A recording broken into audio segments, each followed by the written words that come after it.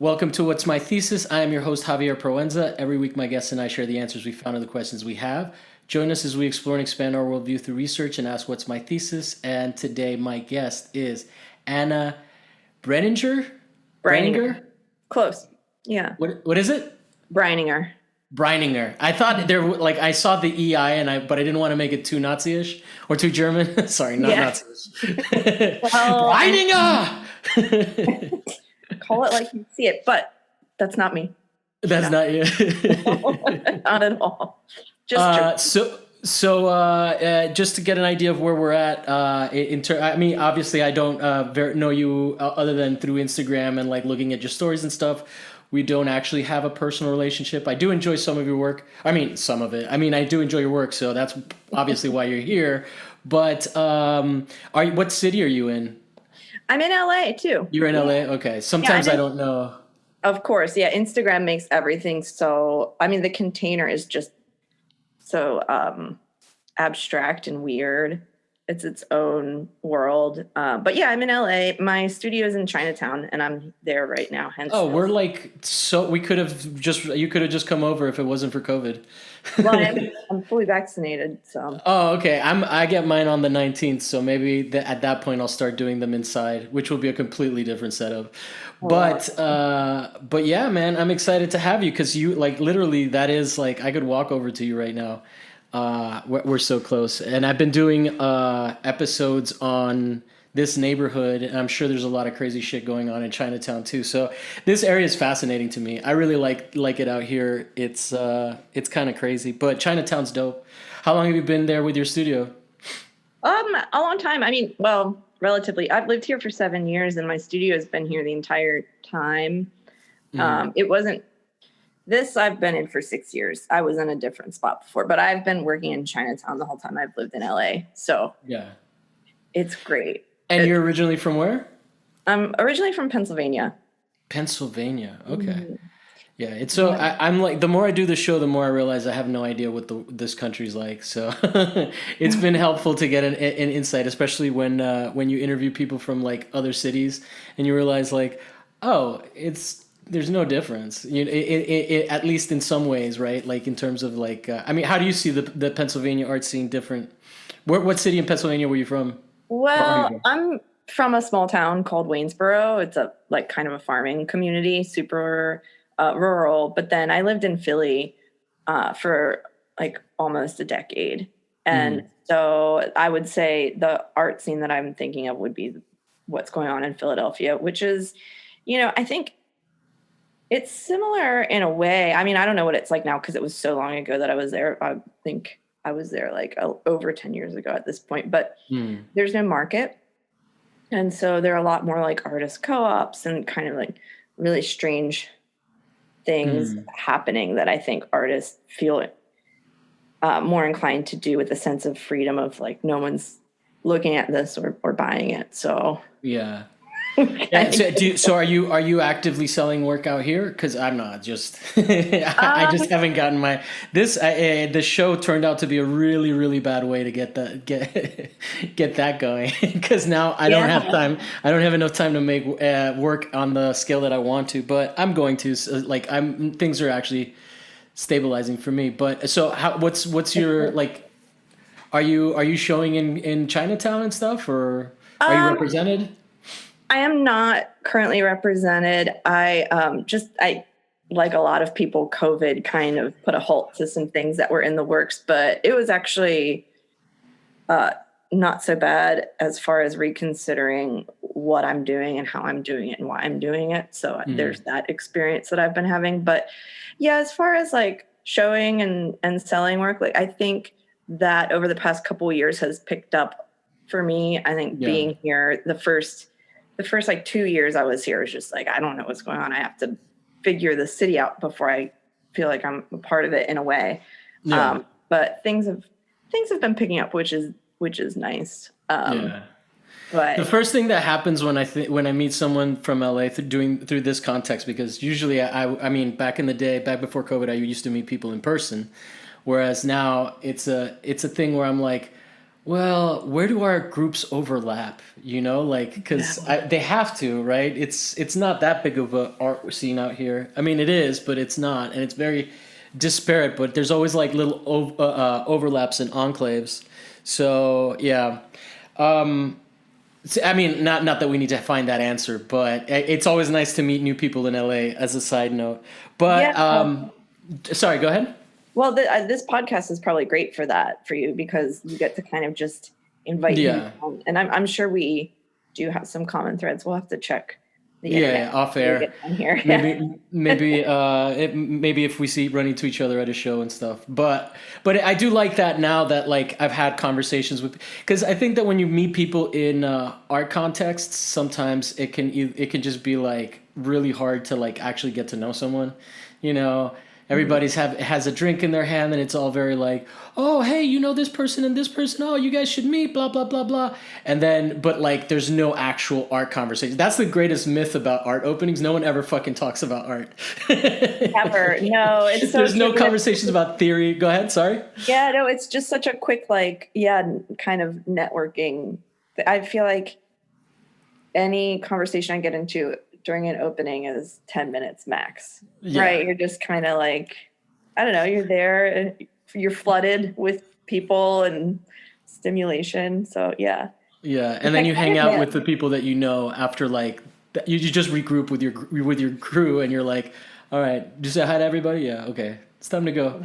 Yeah, we get a drink, we're done. That was So, fun. so what? Let's get into our topic today because I'm very curious because you kind of before we started recording you kind of let the cat out of the bag and now I'm interested because I actually don't think of your work so much as kitschy, but you I mean is kitsch a topic you mentioned you brought it up earlier? Well, I was thinking about the format of the show No. and where I'm at in the studio and in life right now. Okay. And to that end, I don't have a topic because Okay. part of You're one what of I those have been, guys. yeah, I'm one of those guys. You're Yeah. making me Part of work what I, harder. Now I got to be a host instead oh, of just no, lazy there's and plenty sit to, back and listen to you talk. Go oh, ahead. I can talk. Don't worry I about that. know. But, I figured.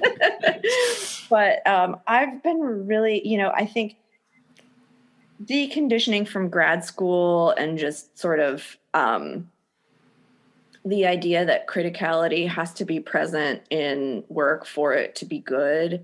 I think I've been shedding that for a while, but COVID has also really been like a pretty pivotal for me to be like, I don't need a thesis in Yeah, a way. yeah, yeah. Like I can be like who I am as an artist is a filter and a lens um, for my experience and for the world and for culture. And so um, I have been allowing myself to just kind of like grab things and rather than um, think of them as a distillation that needs a thesis, just sort of work with that. So, um, Isn't it crazy that you go to grad school and then you have to like unlearn grad school? it is. It's It is. it comes up a lot, man. That's how I was with my BFA, which is why which is why I chose not to go to grad school. I was like, I don't want a bunch of fucking assholes to tell me I'm worthless. Yeah, you don't need it. I mean, I think that there were benefits for me for sure. Like, Yeah. um, Where'd I you made go a to lot of school? I went to Cranbrook it's in Michigan, but a lot of people moved out here. So I ended up having a pretty amazing network when I got here and some really tight friendships and things. And I mean, I don't want to talk poorly of it because I don't regret it. I think it was good, but there Yeah, was yeah. a lot of sort of deconditioning. And I think we're in a moment for that right now as well. And I mean, I guess my topic isn't necessarily kitsch, but it's things that are surrounding like the ideas of feminized beauty and ornament, which I think is definitely Mm. kitsch. Um, Well, as, the first thing that pops into my mind is because first, I mean, not to like highlight anyone other than other people, but Adrienne Sachs I had recently on the show, and she just blew my brains out with like her take on just cuteness as an aesthetic and like and so I think it's like I think kitsch maybe is a little bit different because I think kitsch we think of more like art in that sense, right? Or like, Yeah. what define kitsch for me? Let's start do that as a starting point. Like, what are you specifically talking about when you say kitsch? When I think about kitsch, I think about uh, an object or an image that's made in response to something that's already in existence, and Okay. its main function is to replicate that thing to get it into as many hands as possible. So it needs to be like cheap and pre-digested in that case. So would Um, that would like Hello Kitty fall under that category? Like, give me some examples of what what you define as kitsch.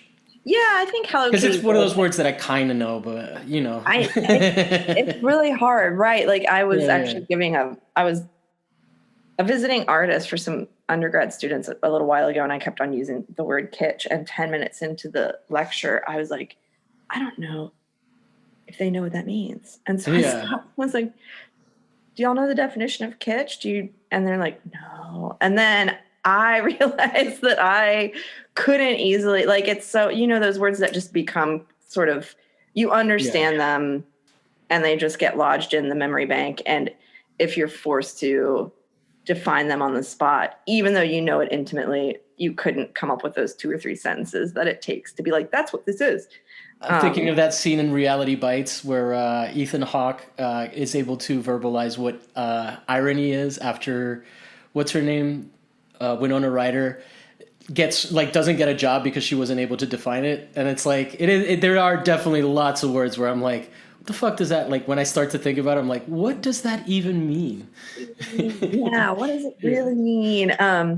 Yeah, so that kitsch is kind of like that. I mean, it can mean a lot of things, and there are different types and degrees. I think that like kitsch and camp are kind of cousins in a way. Mhm. So I like John Waters, very campy, very kitschy, different than Mhm. Hello Kitty, but still, we can still use those words to talk about both of them. So where my work might fall into that is the sort of through the decorative element. Mhm. And so what I do is I sort of mine domestic ornament and follow the path of ornamentation kind of through culture and time and object. So that's where I loosely locate kitsch. And then I also, for a couple years, was doing this project before COVID called Be Still Life, where Mhm.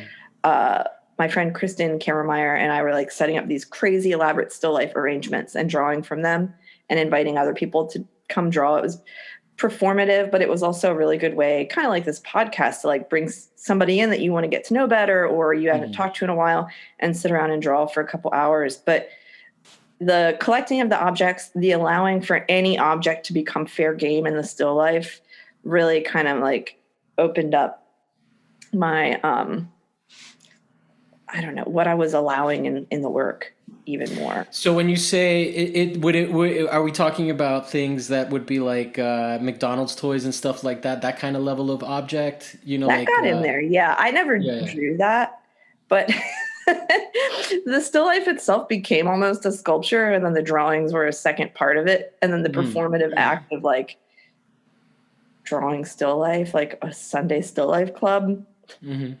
Like it was a couple I'm of my down, dude. I already want to sign up. I, Well, my friends and I used to do is, and I'm trying to get this going again, is to just take turns up as a model, as a dressed model, but like take turns where someone stands and strikes a pose for like 20 minutes, and then the next person and everybody gets a chance to have a model, and then everybody has a chance to feel weird at the oh, same that would be time. fun. Yeah. Yeah. So I used to do Yeah. that in a group of three, and we all like it was kind of it's funny how artists like can turn something that like they're so into something that it's something that can be like awkward. Typically, no one acknowledges it, and you just do it, and you're like having fun, and like no one's ever like, "Hey, isn't this kind of weird that we're like just sitting around not talking? One of us is standing, and like that's a weird dynamic, right? Like, imagine there's something similar to that, like with people setting up a still life and whatnot, and then like there's something not it's not a regular activity, right? Like it's not like playing Yeah. parcheesi. It is, but as you're talking about that too, I think about the alternatives, which is like a dinner party, which is great, or like sitting around and doing what, like having beers with friends, which is also great. But like so often I think we crave, especially in adulthood, like we crave an activity around which we can all like coalesce. Yeah. And it's like hard to find. Um, we don't carve out spaces for like play and collaboration and stuff like that, like what you're talking about. But yeah, because in a way, your thing sounds like it could be costumed. Like if you're standing up in front of Oh people, yeah. like We never took it that far, but that's actually kind of cool. I like that element. See, we I should have invited you to give us more depth. mean, I I feel would like have, we're gonna have to do it now. We're gonna yeah, have to organize a drawing session. You bring some of your art friends, I'll bring some of my art friends, and we'll just make it happen. that sounds great. Yeah, that sounds great. I mean, I'm And then definitely, we'll try to figure out who we both invite, and then that's yeah, how we'll know what the overlaps are. we'll figure that out. Yeah, yeah, yeah. I love that. I mean, I've never been a figure painter or figure drawer, Mhm. which is part of the reason I flocked toward like pattern and ornament and decor. Cause like, Yeah. I Oh, like my that. work's not figurative either, but I do like drawing still, drawing figures just because, I mean, it's never going to end up in my actual work, but when do you get to do that? You know what I mean? Like, Yeah, it's like exercising a different muscle. And when I yeah. was doing these still life drawing sessions, I found that my paintings got better. Like the content of them shifted, but I became a better painter. Like Yeah. obviously, no duh, if you're playing a sport and you practice the sport, you're going to get better at it. That's like Yeah. how anything works. And so I was like surprised that it surprised me that I got better. I was like, obviously, Anna, like you're not just like born and you can draw, like you're practicing. And but that felt good. So I guess like, yeah, if even if figure drawing is not part of your practice, it Yeah. would still, something would happen. I don't know Yeah. what. I mean, because like, it's just about sitting down and taking the time to actually like look at stuff. But anyway, let's get back to Kitsch because I'm kind of curious. I mean, we're in a very broad space about just general practice, but I want to get a little bit more into what you're interested in terms of Yeah. like, because I mean, I've seen some of the stuff. There's some interesting stuff. You work with melted glass sometimes. Yeah. Yeah, that's a newer body of work. I've been doing fused glass, kiln glass. That I got a residency earlier this year at Yucca Valley Material Lab in Yucca Valley, and it was really pivotal. Like I had been wanting to work with glass for a while, and actually I've been doing stained glass as well, which is kind of a new trajectory. And I have some work, but it's kind of a secondary body of work. But the idea of doing the fused glass was that somehow the stained glass and fused glass could like be Yeah. something. And I think that already in that realm, you are sometimes dealing with kitsch. Like not always. And I'm sure that there are plenty of stained glass artists who would be like unhappy to hear me say that. But No, there but is, I think it's legit. I definitely think. Hold on, I'm trying to find your Instagram so that I can address certain yeah. elements that I've seen.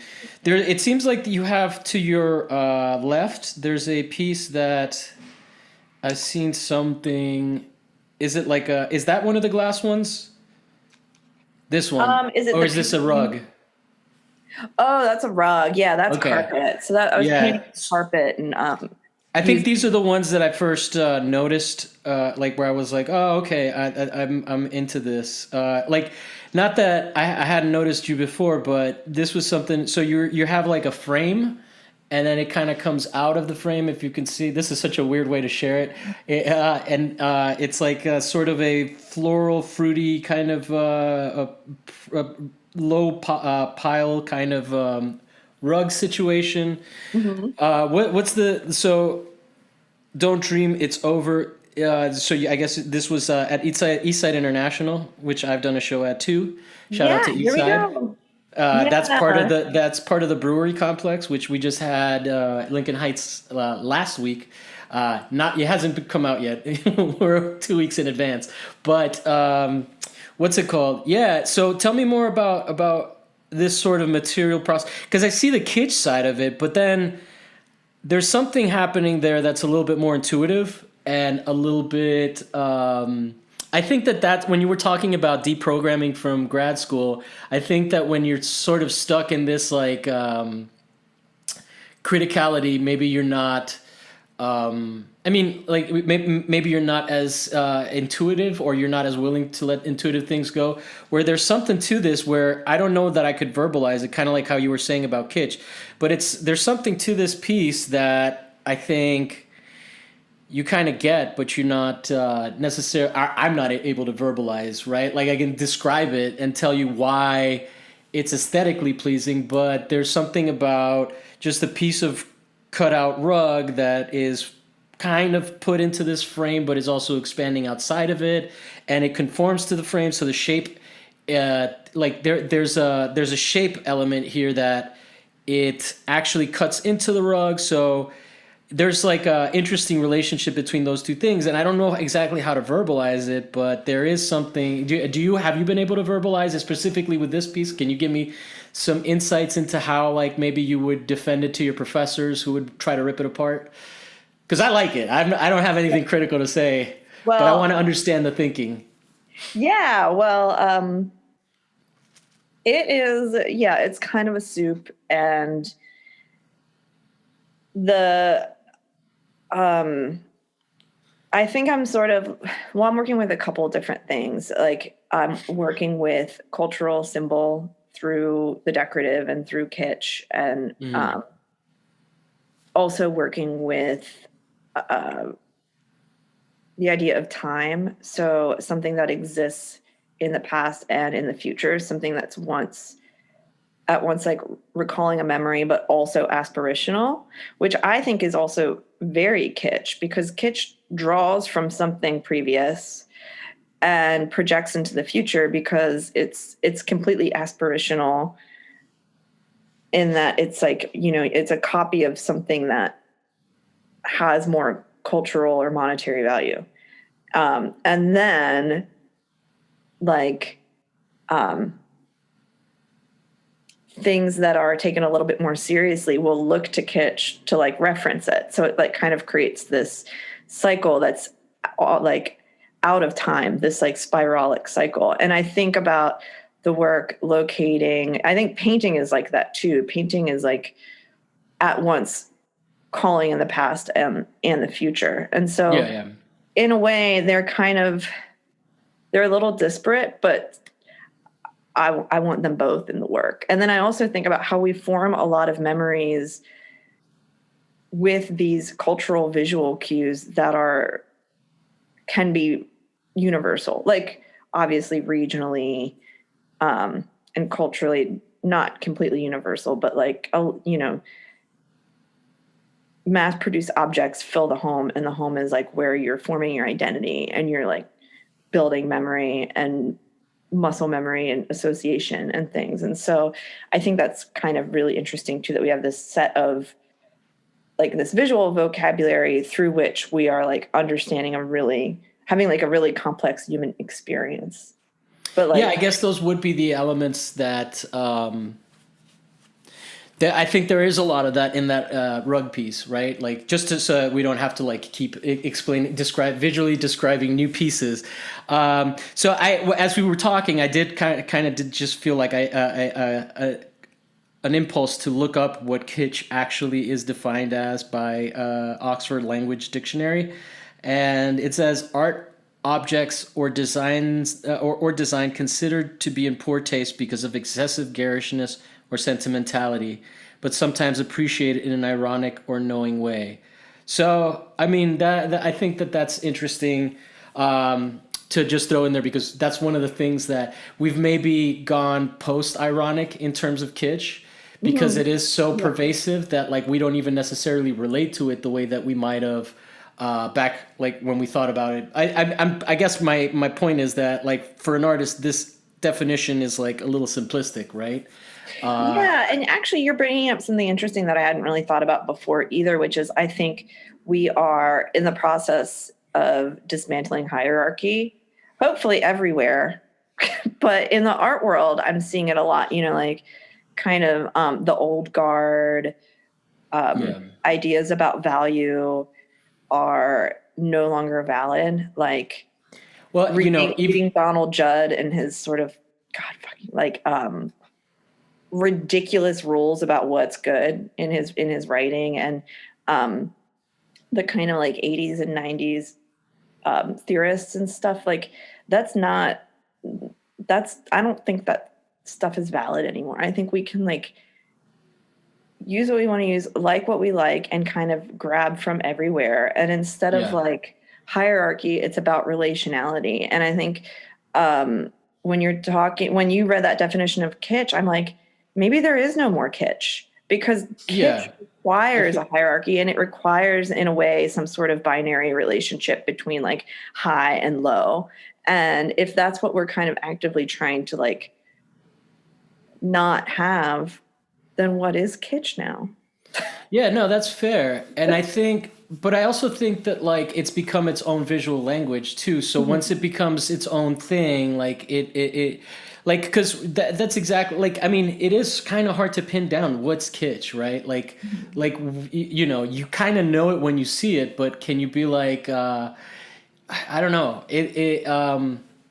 I think it's like, I don't even, I don't know. I have nowhere to go with that thought. Yeah, it's Yeah. something that I think about a lot, which is why I mean, I think it exists in my work a little bit, but I think about it as an idea. I don't think the work is Yeah, yeah. about kitsch, but yeah, and the economy, its effects on the economy, like kitsch requires mass production of objects in like a Yeah. capitalist framework, because it's all about like getting it out as much as you can, like overloading, so that everybody can have access to it. And so, like, bringing up the idea of the McDonald's Happy Meal toy, like, what an insane amount of plastic. Yeah. But Yeah. also, I think about like the gatekeepers of objects, and like who, like, I remember being a really poor kid and not really getting toys, but like Happy Meal was really affordable, Yeah. and it came with a toy, and it was like the one time that I was like, great, Yahtzee. And having friends who did not have that experience, who were able to sort of like have what they wanted with relative ease. And so in a way, we like demonize kitsch for being like wasteful or tacky or whatever, but there's like a whole population that like that's what they have, that's like their access to Yeah. um leisure and fun and a sense of cultural belonging and all of that. So I think about that too. That's kind of heartbreaking. Wow. Yeah. Yeah. No, I mean, mostly because I just think of like how much worse that's gotten now, possibly, right? Like in terms of accessing, just well, the way that you put it was like, I mean, I'm gonna put my own words, but essentially like joy and things like that, access to like, some of the things that we kind of take for granted when we're not directly challenged by our access to those things, right? Like, Yeah. so that's crazy. I and and like I hate to keep bringing Adrienne Sachs, but there is a relationship between what you guys are talking about, not directly, and obviously your work is nothing alike, I looked but at yeah, in preparing for this, I watched that and looked at her work, and I thought, huh, yeah, I might touch on some of the same stuff. So yeah. no, but that's good because that's Yeah. something that's new to me. It's a whole new concept to me, but I think it's brilliant. It's really interesting what she was saying about how it's. Well, do you feel like you are one of the crazy people that she was talking about? Because what she said is that she thinks that she's like one of those people that like when they see a number everywhere, about cuteness and that about this like hyper capitalist aesthetic. And one of the things that she said that was fascinating is that now she's seeing it trickle down from things that were like for kids to like adults. So there's like an infantilization there. She didn't put it like that, but like rewatching what she was saying, like essentially that's what the mentality behind that is, right? Like, so to me, that whole thing is fascinating. Like, I had never even really looked at kitsch or cuteness as like part of a sinister conspiracy, but to some degree, it's hard to argue against that, right? Like, and going back to that ironic side of it, right? Because I think a lot of it, like the wolf T-shirts with the moons and stuff, like there was a lot of that, like cheesy, like but like ironic to the point where it was like, hey man, that's actually not cheesy anymore. That shit's cool. That's a cool wolf shirt. You get what I'm saying?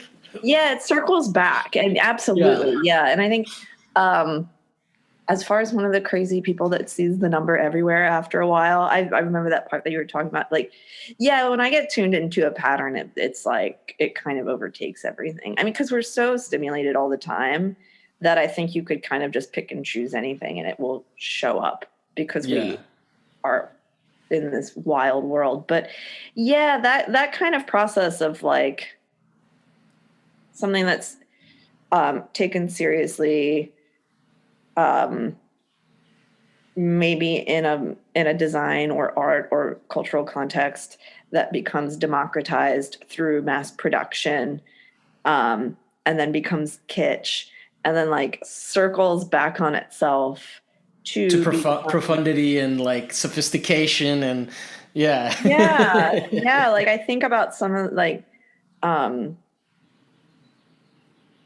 they're a problematic brand right now for many reasons, but I feel like Gucci, for the Gucci, past yeah. couple years has been doing a ton of like very campy I think things. that's where they fucked up Yeah, with that. they Like, wait, was fucked it up Gucci bad. or who was it that had the blackface thing, the turtleneck? H&M That did something messed up. I can't remember, but I think that was Gucci. They had a couple major yeah, missteps where it's like, do you not, is everybody working for you white?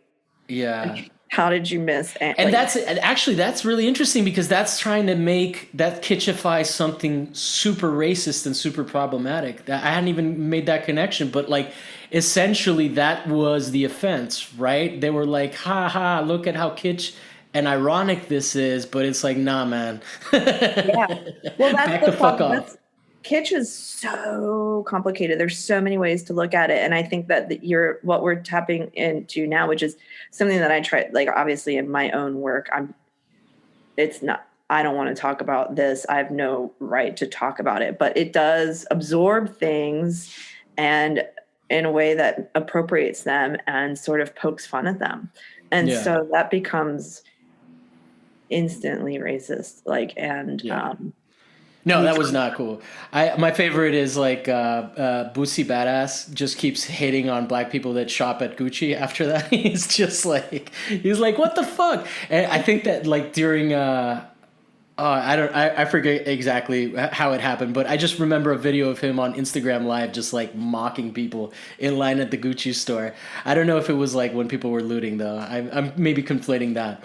But oh, maybe, yeah, yeah. it's crazy and to some degree like I don't know, that is sort of their job and they just made a huge fucking misstep, right? Like Yeah.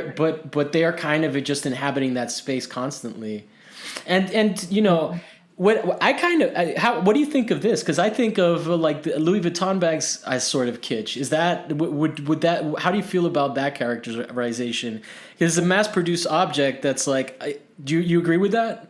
Yeah. Oh, yeah. And the interesting thing are like the knockoffs. Like there's a whole conversation there. Absolutely. Yeah.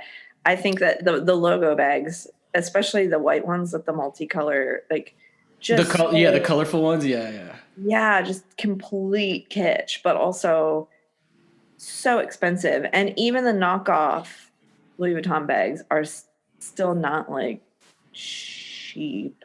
Like, Yeah, yeah, yeah. No, so and it but then it becomes crazy because then it's just like a status symbol that is also kitsch, right? So like it's a kitschify like yeah, I definitely I think that you can have I think that I'm not I don't the more I think about that definition, I think it's like or maybe we're just post kitsch or I don't know exactly where yeah. we're at, but that just doesn't seem because one of the examples it uses is a lava lamp as a 60s example of kitsch, right? And definitely I think of a lot of As I had listened to the conversation about cuteness again, I realized, like, because Adrian prescribes it to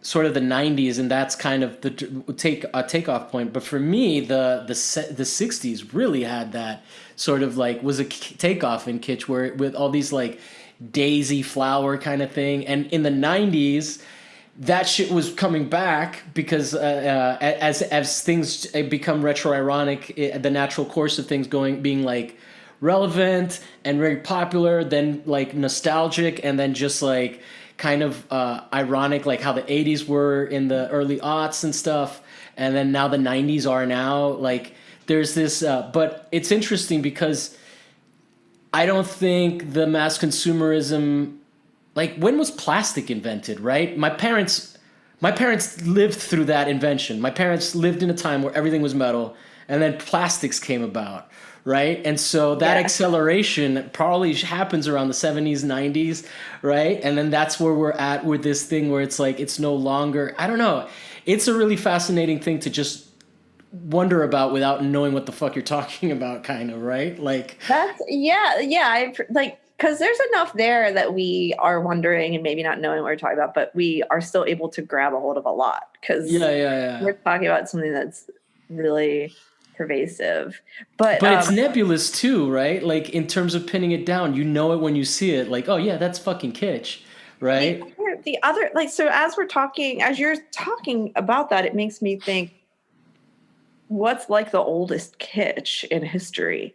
Like Yeah, how far can we go back with it? And I think maybe it's less about kitsch and more about a conversation about ornamentation making things passe, which maybe is kitsch. I think a lot about like Rococo or something where like something that starts as a relatively serious art movement, though I don't know if Rococo was ever taken too seriously. Like maybe I think Baroque devolved into Rococo because it got tinged with like romance and sentimentality and ornament and became really feminized and all of those things like maybe kitschified it. yeah. So I think it's less about an aesthetic and more about like what associations get made with it. So yeah, is Is Rococo? there an element of cliche to it as well? I think so. Yeah. Because I'm wondering, because what anybody who has gone back and listened to the first episode of this show knows that I'm a huge fan of studying. I mean, not as people. I'm not a fan of them as human beings, but studying the futurists from Italy who were fascists, right? And we're talking fascists, not eugenist fascists, but like the first fascists, the ones that were like not very competent, weren't a real military force.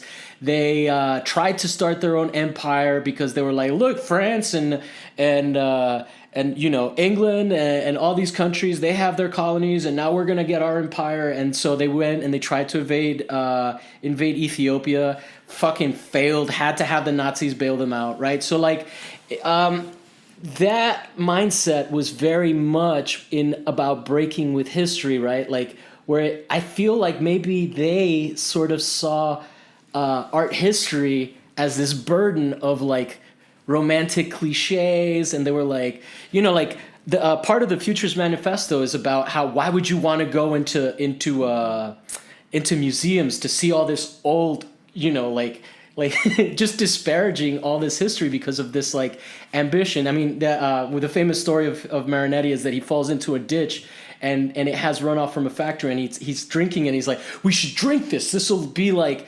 this will be the drink of the future, right? Like, and so to me, that excitement and that like, I don't know, there is an element of like shitting on things too, right? Like where you're like, where even in our context where we're talking about kitsch being like post kitsch or whatever, there's still an element to like someone picking up something that's been discarded and just brushing it off and being like, no, this is fucking valuable, right? Because and in our case, it might be because it has like nostalgic or historical context, sentimental attachment, that kind of thing. It's a really interesting thing to just sit and talk about because I don't even know where we're gonna end up at this point. Like I sometimes in conversations I'm like, oh yeah, we're going in this direction. We're gonna probably end up talking about this. I really have no idea. We're just kind of doing a discovery talk right now, where it's like, wait, what if I think of it this way? Yeah. But yeah. Well, that's sort of, I mean, that has been my process for a while. And also, I have other interests, but I feel like I'm a constant student. And so I Mm, don't feel like I'm an expert in anything. So when you approached me for this, I was going through like my favorite topics and I was like, but I couldn't mm, talk about that for an hour. I couldn't talk about that for an hour. Like I'm into herbalism. I'm by no means an herbalist. So it's sort of yeah. like, what do I have enough familiarity with to talk about? Yeah. And so I think that these ideas have been floating around and inform, like I think that there's a gender element to kitsch as well, and that's really important to me, and that actually informs a lot more than just my art practice. um, so that's sort of why I settled on this idea, because I thought it's an umbrella that could grab a lot of things. So um, what can you touch on the gendered side of it? yeah. Well, I don't think that kitsch necessarily has to be gendered. Like I'm thinking about the resurgence of like um, thrasher and tribal tattoo imagery and these sort of like Tribal cult. tattoos are back? Yeah, like I've been seeing in a lot of sculpture and painting, people like Okay. doing like flames and barbed wire in a way that feel like it's a little bit ironic and things, and I think that's all Yeah. kitsch, and I think that's coded masculine, because Yeah, it's like yeah. it's circling around like skate culture and whatever metal was happening at that time. But and so all Wow, those things. I associate tribal tattoos with like party kids from Miami that go to South Beach. That's I so mean, funny. I think so many people ended up getting them that you can kind of associate them with Okay. whoever. But I always felt like the people that got them in my world were trying to portray some level of like hardness. Hardness, So, okay. yeah, which is fine. That's so funny how regional tattoos are then, like the Yeah, they way. are. They can, and also based in time as Hmm. well. I think if you get something at a certain time, it means something different than if you got it 5 or 10 years later, Yeah, maybe. like if you get it Um, now, you're making an ironic statement, whereas if you got it then, you were being trendy.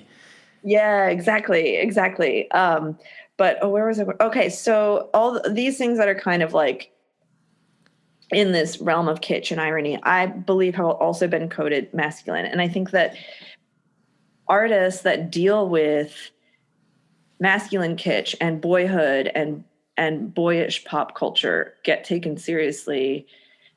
Like I'm thinking about like Matthew Day Jackson Hmm. or Mike Kelly, or artists that are like, I'm going to discuss youth culture through the lens of being a boy.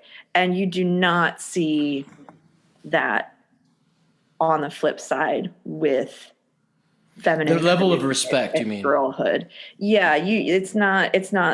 I mean, maybe now, maybe it's starting, but it's not there. And so um I guess I was like sort of looking on and thinking I wanted to mine these aspects of my life, but feeling like somehow my girlhood wasn't as valid, or like my cultural touchstones and experience weren't as valid as like um, somebody that could, I don't know, have access to all those things that I just sort of Yeah, talked well, about. it's And funny so, because like, I mean, when you said that, when you started talking about the gender thing, I hadn't even thought of like in my mind, um, it's a lot about like what I picture when I picture the kitsch stuff. I picture bright colors and things like that. Whereas the tribal sort of is kitsch, but it's not. It's not something that I necessarily like. Thought of. What other masculine kitschs do you think of? Because I mean, I agree with you with the idea that male art stuff, and I'm not talking about the work of a particular artist. I'm thinking in terms of like what would you consider masculine kitsch? Like Um, other than the tribal stuff, just to give me a better idea, because obviously when I think of rainbows and stuff, which was my entry point into this conversation with Adrian, like it's a very different sort of thing. But like, can you help me think of like toy soldiers and like action figures? Is that kitsch? yeah, maybe. Yeah. Who's that cowboy?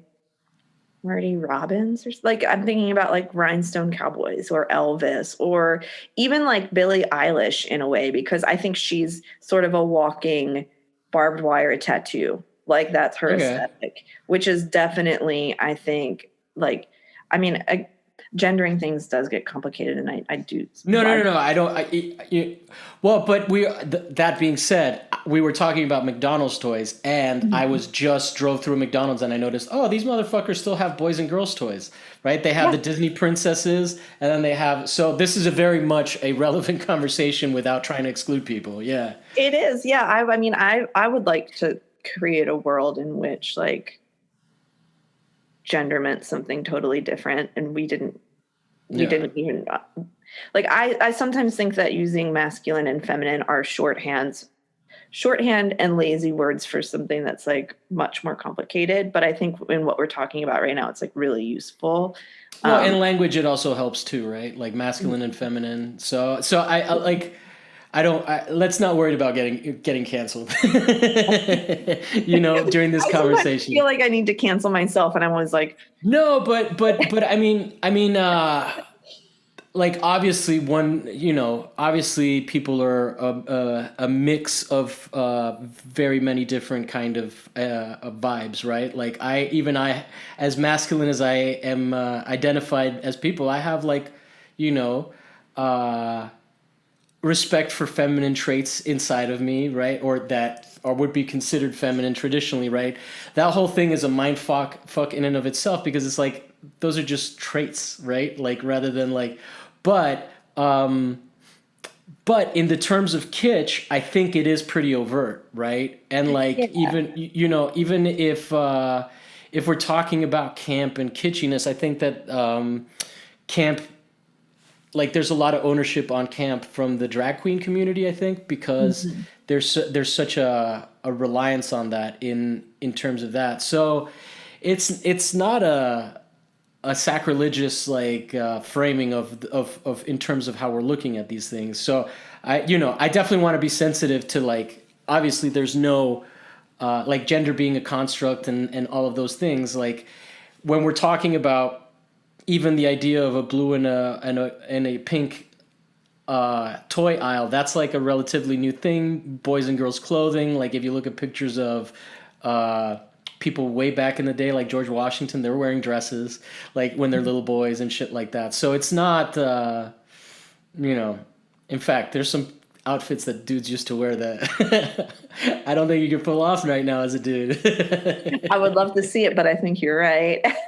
Yeah. So, but anyway, going back now that we've done 10 minutes of apologies, let's get back to what I was asking you about. What do you think, like, is considered more masculine in terms of like kitsch? Yeah, well, it's interesting because as we're talking about it, I do think that kitsch can be a very feminizing lens. Because in naming like the idea of the rhinestone cowboy or the kind of, well, Elvis is problematic for other ways. Let's just say rhinestone cowboy. You're still glamming them up in a way that is coded as feminine. So, Hmm. like, I think kitsch can get messy and complicated. But yeah, I think about Do you think that's why it's considered garish and in poor taste, because it's so feminized? Is that like a low key misogyny thing? absolutely. Yeah. Yeah, And that makes sense. I think that kitsch that airs on the side of like cultural tropes that are historically boyish that could still be considered kitsch are like fair game and held up in the art world historically as like, look at how Yeah, kind of like edgy this adult male artist is in dealing it's with his bottom. subversive. Yeah. And if like it's, I mean, we have some of the female like YBA artists, like I kind of touched on that, and that was great. But it's not, it's new. It's like women have had to work a lot harder to um, take ownership over their Yeah. youth experiences and things like that, I think, and have them be taken seriously in a way that men just have it handed to them by default. So I think about that a lot, um, inside and outside the studio. Um, yeah. Well, I definitely feel like there is a thing where I'm a lot of times I'm a little bit more interested in hearing what women artists have to say on the show because first of all, I'm already a dude. So if we have two dudes, it's already a sausage fest, right? Like, but I do think that there is a I think that you get answers to questions that you wouldn't necessarily get from guys. Where like, because I think when I have guy artists on the show, they're maybe a little bit more focused on what it is because they're allowed. What is they're working on because they're allowed to. They don't have to like sort of go around things and be like and contextualize them because the world is sort of targeted towards them, right? Yeah. You get what I'm saying? Like it's Oh like yeah. Yeah. there's a like it's safe to speak in general terms when you're a guy in a sense and speak in a term like speak on behalf of people whereas like I think that there's a little bit more sensitivity around that when it comes to like women artists and there's a lot more awareness of like how the world isn't fair.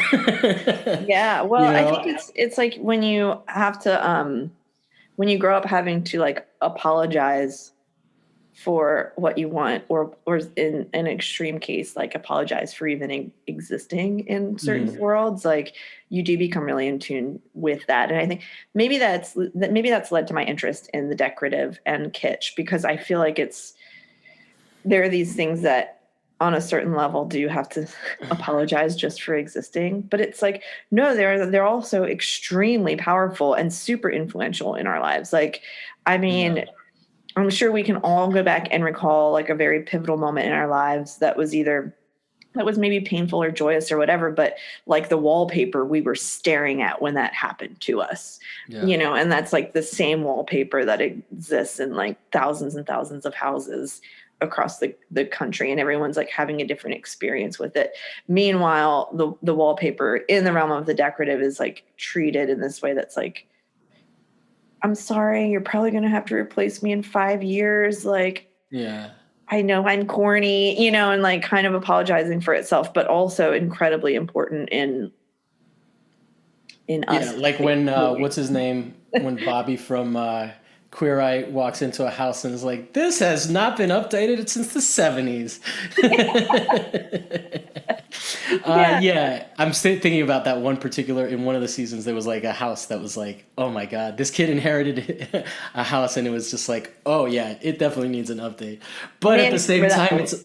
it's also a crime to destroy all that kitsch, all that time specific kitsch, right? Like where you're like, don't paint over Yeah, if that. you wait long enough, it will come back, which is that cycle is really interesting to think about too. Like I think about all the travesties that are happening in the name of Chip and Joanna Gaines right now, and like the shiplap and the making everything look like the inside of a barn, and how cringy it is, and how like in 20 or 30 years we might become wistful for that look. Yeah. We might be like, oh, it's And one of the things that happens to you is that since you are through the transition of styles, sometimes you'll go back and you'll look at styles and be like, damn, we were wearing that shit? Like, you forget that you're not dressing the same as you were back then.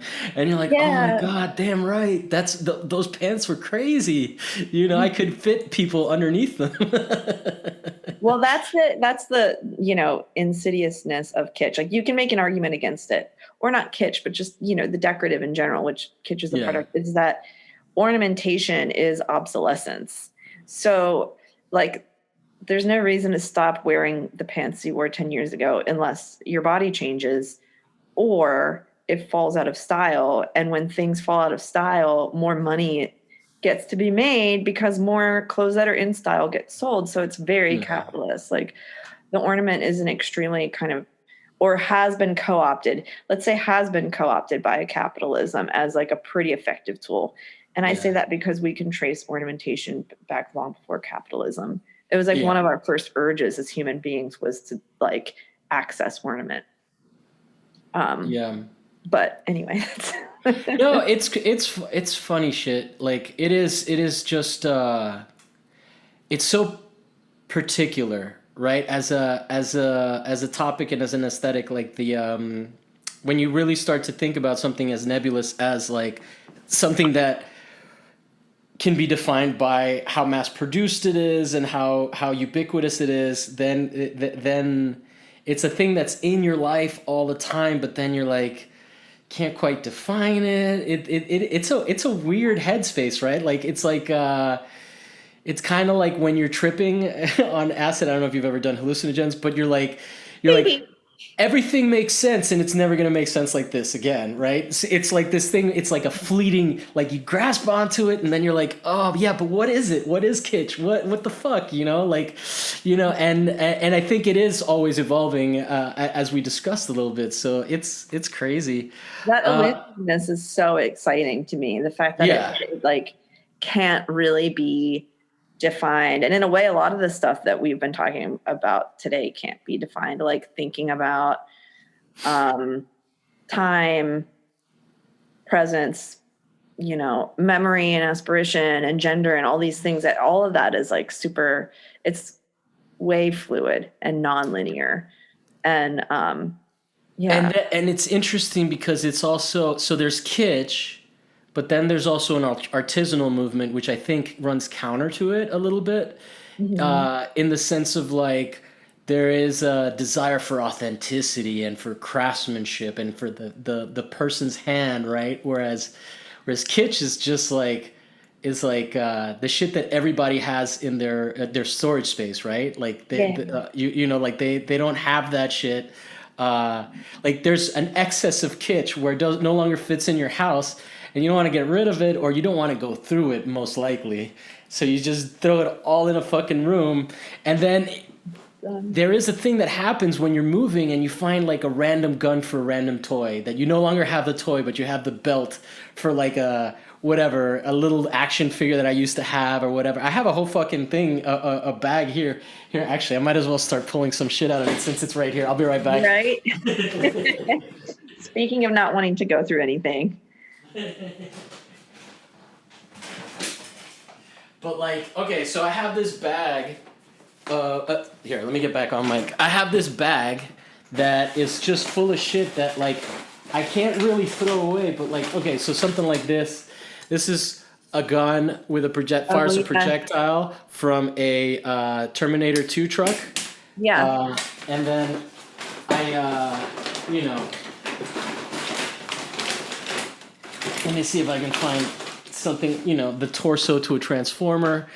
Well, what do you do? What do you do? Because they have identities and they have associations and they once belonged to something, and it feels wasteful to throw out plastic.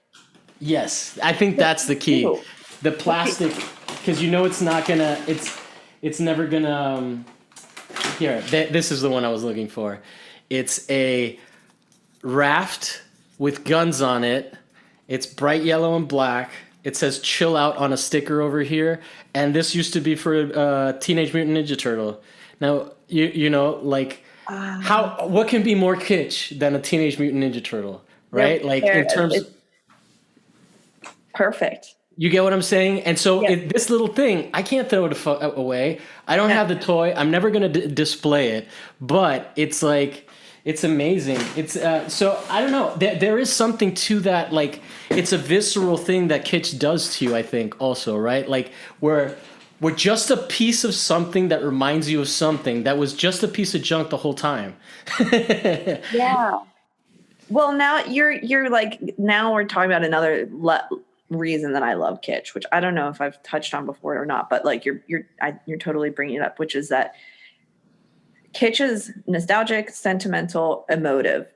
It's like it like hits us here, and sentimentality is sort of has been a bad word in an art context. Like if you're making work that can be read as sentimental or romantic or um, containing any of those sorts of like feelings or emotions, it's not serious. Yeah. But Kitsch is all about that. Like the way you just described Hmm. your relationship with that toy, which is very cool, by the way. And I probably wouldn't get rid of it either. Well, thank you But for like, making sure I don't throw it away now. never throw it away. Just contributing to everyone's pack rat tendencies. But I just needed validation. That's all. yeah, well, the cool thing about being an artist is that we get to be legitimate hoarders for our Yeah. job. Because, like, what if it ends up in a sculpture? Who knows? Or what if it ends up just inspiring you from looking at it, Yeah. The and you're not pattern. even aware of it?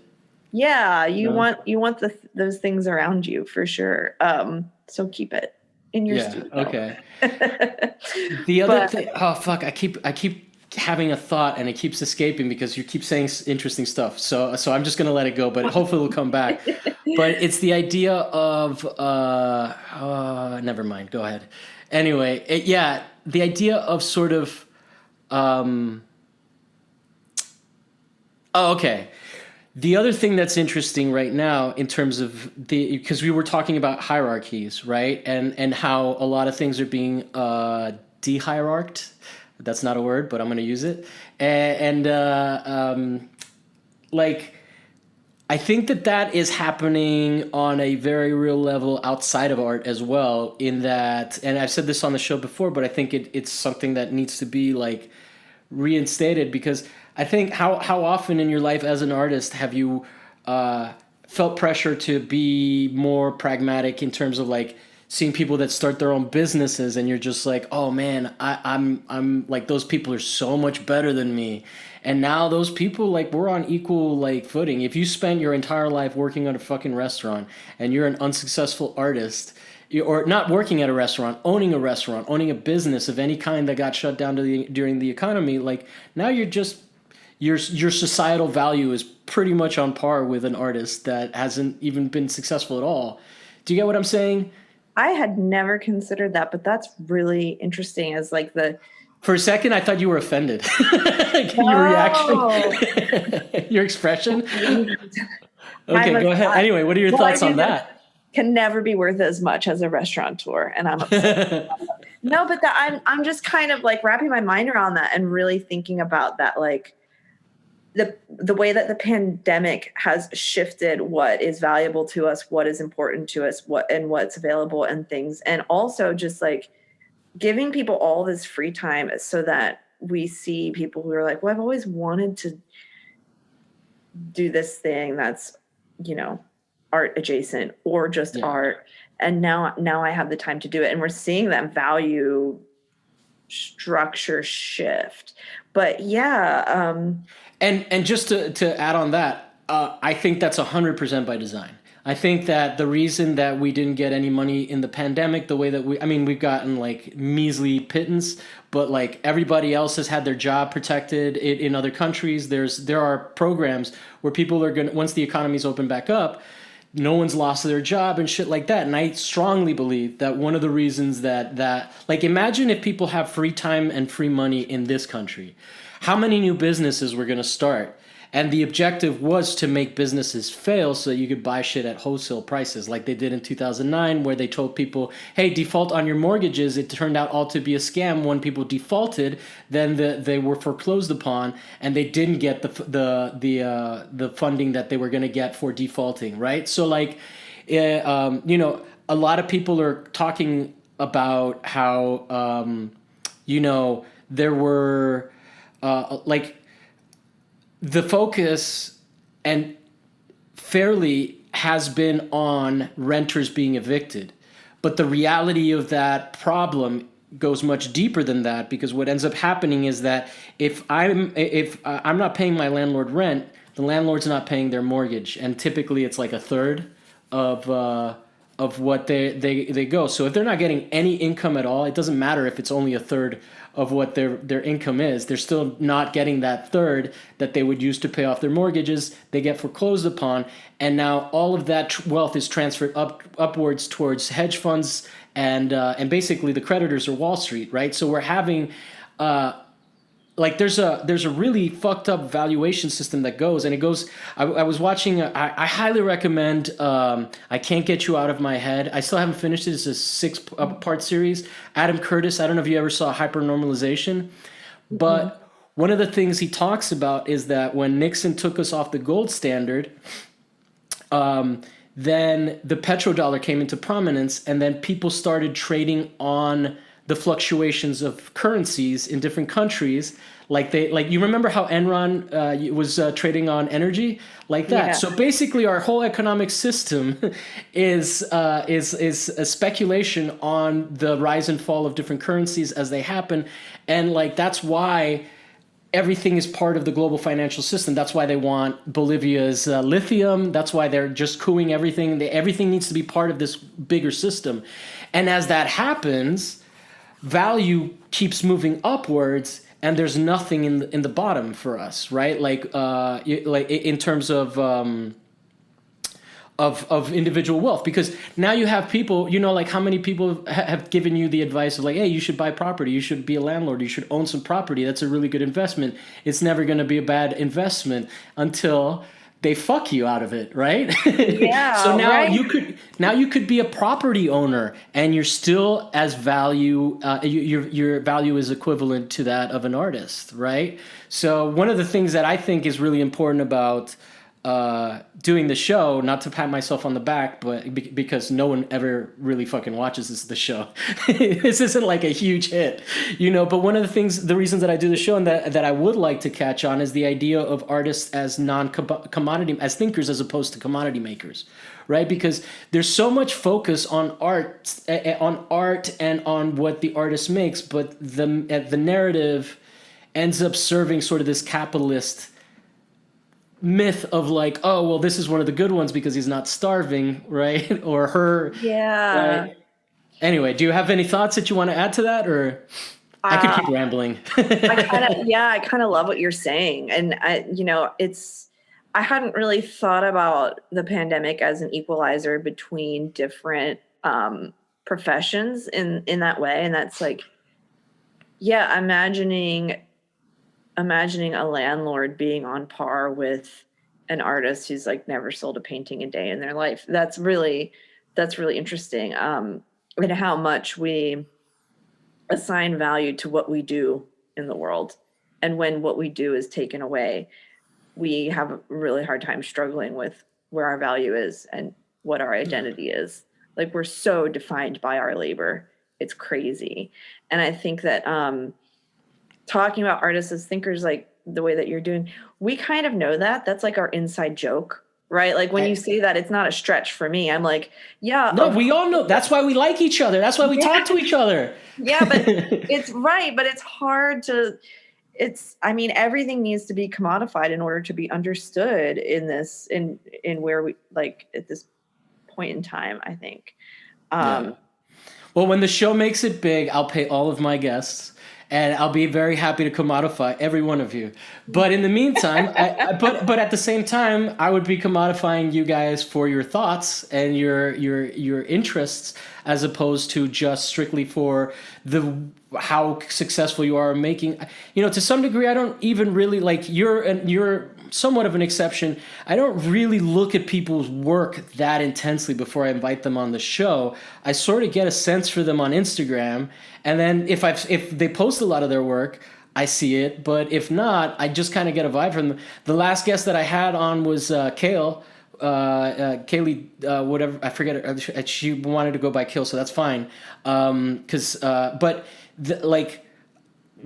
I saw her work, I was like, holy shit, this is actually really good landscape photography, Yeah. And then one of the things that I realized is that I tend to think of landscape as a boys game, right? So maybe that's where that shock came in when I was like, oh my god, this is like really legitimately interesting work.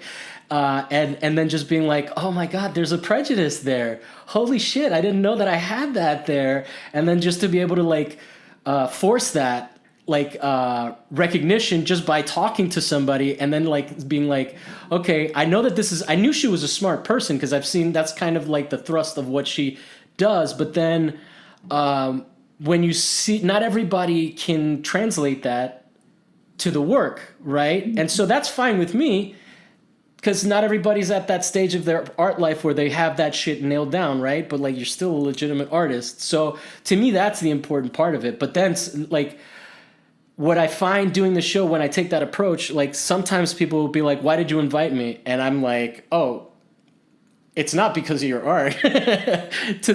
Like, I mean, I don't say that, but that's definitely missing. And then they don't respond because they're like offended. But I'm like, no, I actually saw something more interesting than just good art, right? Well, I think that, what you're talking about kind of goes against the current trend of professionalization in the art world. And like, you know, the art world is super capitalist. And so a lot of the time it is like, well, yeah, who is this person?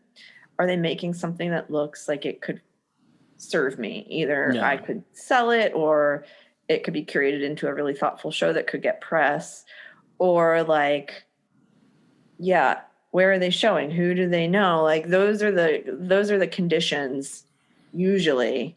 And I think what you're talking about is something completely different. Like you're looking at things from an angle that's like not, it should be the Yeah. angle, but it's often not. Um, Well, hopefully there's a like, market for it, because if not, I'm just going to keep doing this for 10 years only for personal gratification. hey, and that's a fine And reason to do something there, too. there could be worse fates for sure. Yeah, I think that's the other thing is like always needing an object, or always needing a commodity, or always needing a sense of progress and growth Yeah. are they can be very toxic capitalist notion. Yes. And Yeah. so yeah. And like for example, the other day, I work on another show called The Vietnamese, and I was joking with him because another coworker of mine at my day job, his wife started a podcast, and immediately and like they were like, oh, it's launching this day, and then I like after it launched, I hear from him and he goes, "Oh, it's number 8 in the country," and I got so mad. Like, within a healthy perspective, I was like, Yeah. and I was like immediately oh, she has to have support. She has to have like a whole organization behind her and all of that. And I was right, but at the same time, it's like it hits you right here. It's like, I've been doing this for so long. She just launches, blah blah blah. But like, the reality is that like there is no system of me promoting, right? Like, basically it's just me asking people, hey, do you want to be on the show? And then if they decide to promote it, they decide to promote it. If not, not like, that's fine. It's kind of on me to grow the show. But it's such a funny thing like that. Like, I think that hint of jealousy, like, I don't want to resent it, because I think it's like such an important part of being a creative person, right? Oh, jealousy is just information. That's all it is. Yeah. Like jealousy Yeah. is pointing to something that you need to resolve in yourself, or a place in which you feel like less than or unsafe or something, and then you just learn from jealousy. Yeah. So it can be motivating, it can be inhibitory, but it's just information. And bringing up the idea that she might have a network behind her, I'm thinking about now, like, podcasts are such a huge medium that, like, I feel like major media outlets are just churning out dumb podcasts left and right. And so it Yeah. probably isn't that hard for somebody, if they have those connections, to just like start their podcast with their minor celebrity co-host. Like, Well, that's why there was so much backlash when Brie Larson joined YouTube, right? Because it's like, well, everybody fucking knows you. Nobody, like, it's yeah. where's the challenge? It's supposed to be like an egalitarian web service, not a place where you're competing with big stars like her. But That's yeah, but yeah. anyway, the point being that like I don't know, there's something it was just it's funny to be not just an artist but also somebody that is like engaged in podcasting because I care about both equally, right? And and then this is the first year that I'm like going, there's a lot of reasons why the show isn't like as big as it could have been, right? Because at first I did it more as a hobby, and this is the first year that I'm like last year I was gonna try to do one episode every week. This is the first year that I'm actually gonna hit that because there's no COVID to fuck that up, and I'm already on a good flow. I figured out all the like workflow stuff, but at the same time, man, there's that thing of like when you have resources like the jealousy of that, like, oh my god, because the show that I'm working on the Vietnamese, they have a marketing team, they have other people, and we're hustling to get it out, but he's not part of a podcast network, right?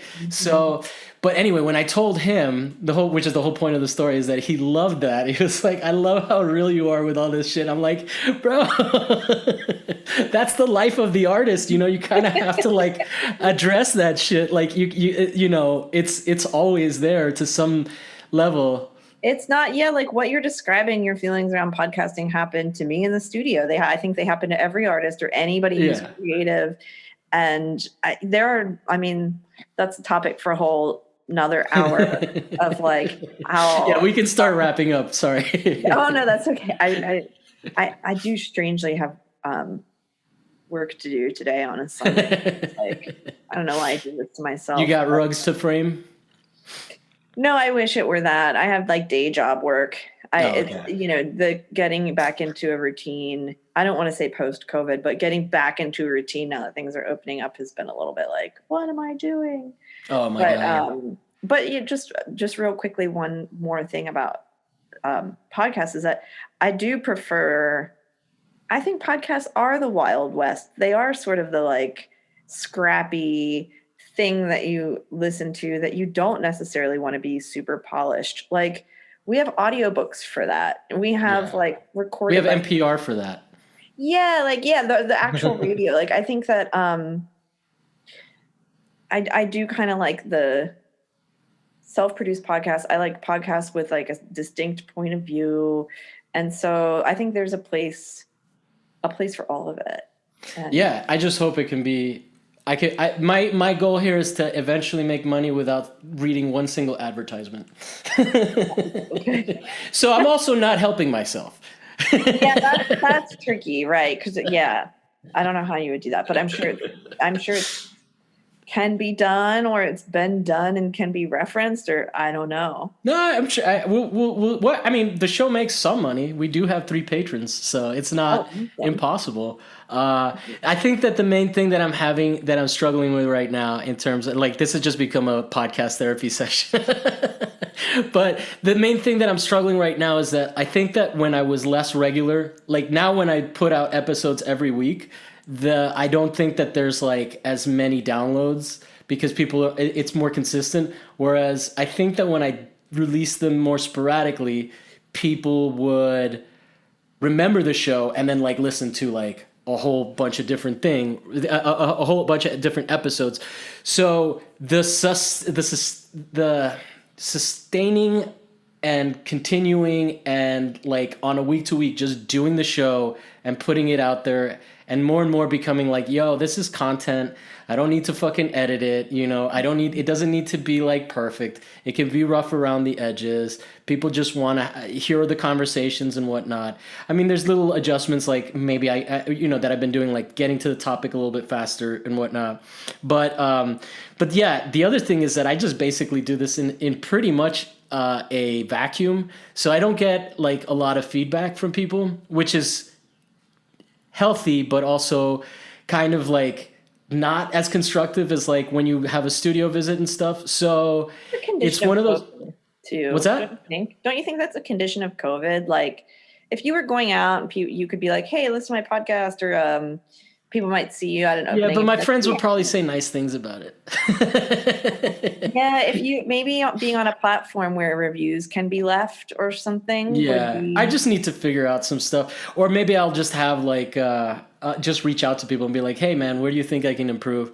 Because I mean, obviously, there's always room for improvement for anything, but yeah, this just became weird. But but in terms of like I do think it's a great space to just have an intimate conversation, which is why I ended up revealing so much about my insecurities of podcasting. Hey, We've that's built trust. we both Um, trust, and I'm all about being like radically vulnerable with people, and yeah. especially now that the world is upside down and who knows what even matters. Like, why not just say the shit you want to say? Yeah. Well, yeah, and I definitely don't blame people for not listening, which I think is a healthy place too. Not Yeah, and like, just thinking about like the way people like the way I do. I'll find a podcast, love it, and then binge it. And yeah. so I mean, you might have a certain amount of regular listeners now, but then every so often you could encounter that one new listener who's just like, I need all the episodes while I'm cleaning the house. And then, I Yeah. think that's how people consume podcasts. Yeah. But I do appreciate the idea. I do appreciate you pointing out that you like the loose style, because sometimes you just feel like, fuck, there's so much competition out there. Do I need to start like polishing up? I think what my solution is I'm just like putting out more clips on Instagram. I also didn't realize how heavy Instagram was a source of listenership for me until like I thought everybody that listened to the show was already subscribed, but I think the reality is that people like see it on Instagram and then they listen to it, and that like it's not, so I think that little things like that. But anyway, I'm done boring people to death with like the ins and outs of podcasting. It's been a real pleasure talking to you. We are neighbors, and the economy is opening up. So I am serious about doing the drawing thing. I have 3-day weekends now from my day job. So if you and some friends want to get together, and I'll bring someone along. I'm definitely interested in trying to organize that. Obviously, it's not going to be released to the public because I don't want to be like, hey, everybody, this is where I live, or this is where Anna's studio is. But maybe eventually it can become a broader thing, because Yeah, that would be cool. I like Yeah. the idea of community. That's one of the things that I'm more focused in, and is sort of making a space where artists can kick it. Do you know Made in LA at all? The the Yeah. uh, the not uh, Hammer Museum show. Yeah, yeah. I participated with them Okay, um, in one of their we early. figured it out. Now we know how we know each other. Yeah, yeah. They're great, and I like that event. And I think that event, Yeah, or it's like a stitched together series of whatever. It's not easily defined. I mean, that's a whole other thing. yeah. But I do. Well, this show is very much inspired by that whole thing. Like and by Molly and Salome directly. So the whole idea of egalitarianism in art, I think, and since going back to the hierarchies thing, I think is super important. So I'm always happy to make new friends and I'm very happy to have met you. And Yeah, me too. And thank you. This has been fun. yeah. This is great. I Yeah. love I love we definitely got into that space where my brain couldn't quite grasp, and if I can achieve that, ooh, oh, I that's like know. so That's my elusive. favorite spot to be in, where I'm like, I'm testing out this idea. It feels like maybe it's wrong, but I'm not going to know until I finish the Yeah. thought. And I love that. And there's not a lot of that right now because we're just kind of isolated. So this has been super welcome for me. And Cool. thanks Yeah. for No, doing that stuff with this my series. podcast is how I've survived I bet. COVID. I bet. Yeah. All right. Cool. Well, this Well, has been great. Thank you. and then can we promote your stuff? Where can people find you? Yeah. On Instagram, A Breininger. Can you Um, spell Breininger? yeah, of course. Breininger. And GER. I have my website's not updated like I think most people's are, but yes, I just mostly post on Instagram. So A Okay. Breininger. But Yeah, yeah, she's a good follow, and I am at Javier Proenza and at What's My Thesis. And I'm always, and in fact, if you guys want to give me some constructive feedback that's not going to hurt my feelings, you can always hit me up on Instagram. DM me, just be like, hey, be like, hey, I heard the show, thoughts, and then that way, if I'm not following you back, I know that you're part of the crew, and I will definitely follow you back if I know you listen to the show. So, what's it called? Yeah, and we're on YouTube. We're on all platforms. If you'd like to give us a positive review, don't use the star system to give us the feedback. That's for 5 stars only. And yeah, thank you guys for listening, and thank you for coming on.